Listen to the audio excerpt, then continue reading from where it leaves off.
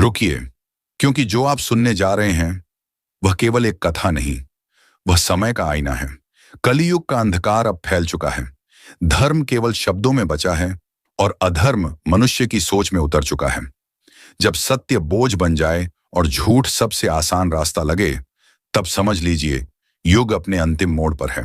लेकिन हर अंधकार के भीतर एक बीज छिपा होता है, प्रकाश का।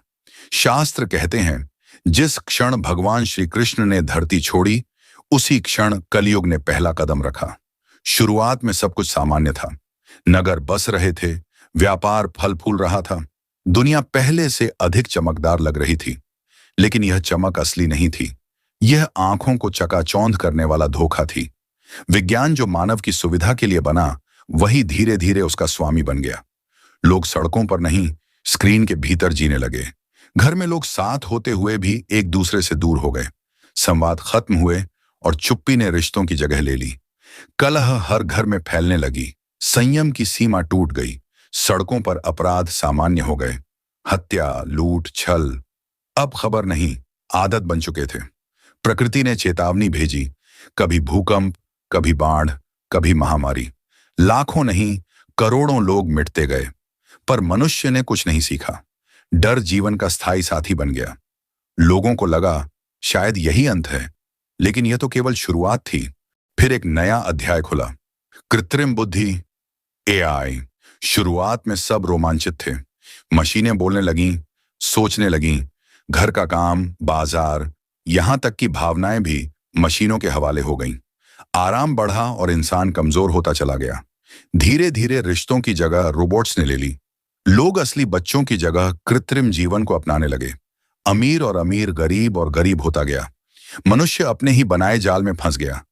विष्णु पुराण में जिन संकेतों का वर्णन था, वे एक एक कर सच होने लगे। प्रकृति ने पीठ मोड़ ली। धरती पर अन्न समाप्त होने लगा। वर्षा अब जीवन नहीं, विनाश बनकर गिरने लगी। कभी कभी सूरज और चंद्र दिनों तक दिखाई नहीं देते, और जब सूरज निकलता तो उसकी आग असहनीय होती। मनुष्य इतना गिर चुका था कि जीवित रहने के लिए मनुष्य को ही भोजन बनाने लगा। मंदिरों में धर्म नहीं, स्वार्थ सिखाया जाने लगा। जो सबसे अधर्मी था, वही सबसे शक्तिशाली बन गया। गंगा, जो पाप धोती थी, अब स्वयं लहूलुहान थी।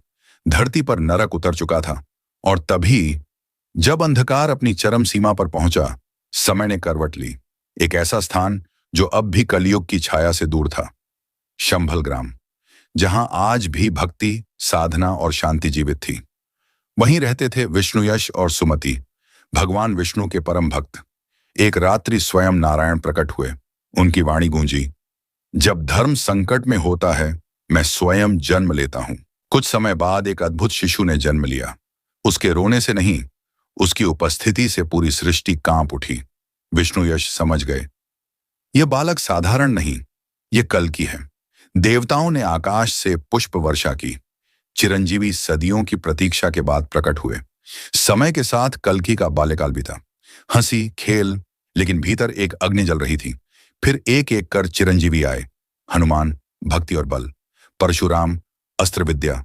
व्यास, शास्त्र और धर्म। अश्वत्थामा, रणनीति। विभीषण, नीति। कृपाचार्य, काल का ज्ञान। महाबली, बलि, त्याग। कल्कि अब बालक नहीं रहे, वे धर्म के अस्त्र बन चुके थे। कली स्वयं युद्ध भूमि में उतरा।